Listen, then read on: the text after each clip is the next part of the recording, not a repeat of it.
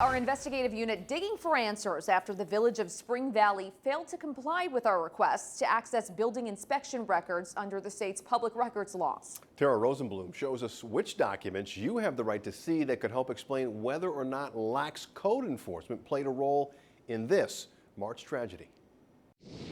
Is the mayor willing to speak with me?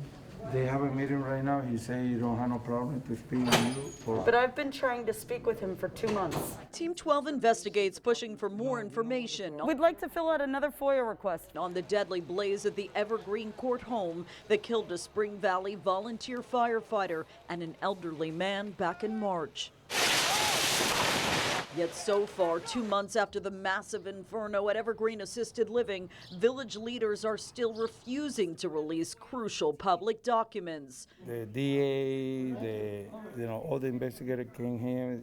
Citing the ongoing investigation into the fire. But under the state's Freedom of Information law, just because the records are part of an active probe does not give them the legal grounds to deny a request. The only way for the denial to pass muster is for Spring Valley to prove that the records were compiled for the investigation and that providing them to us would interfere with it. However, in this case, neither applies to the building and fire inspection reports that we requested and that you have a right to see. Our fight for answers began on March 23rd. But the building inspection reports are public documents. Yes. I came to Spring Valley Village Hall to file a FOIA request in person for the last inspection of the property. 2 days later, March 25th. And tonight's significant developments. I broke news that a rabbi used a blowtorch to kosherize the facility's kitchen just hours before the fire broke out. That same day, Spring Valley denied my FOIA request on the grounds it was part of an investigation. April 2nd, News 12 appealed the denial based on previous rulings in New York courts.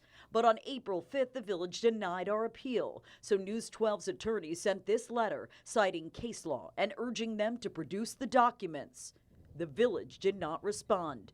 They also failed to comply with New York's Freedom of Information law, requiring them to notify the State Committee on Open Government of our appeal. We're just wondering why your village didn't notify him. We went back to Village Hall last week to find out why. Well, this is the first I'm hearing of this, so this is something that obviously we're going to have to check out. We're still waiting. Though several sources have told News 12 that village fire inspections haven't been done at Evergreen in several years.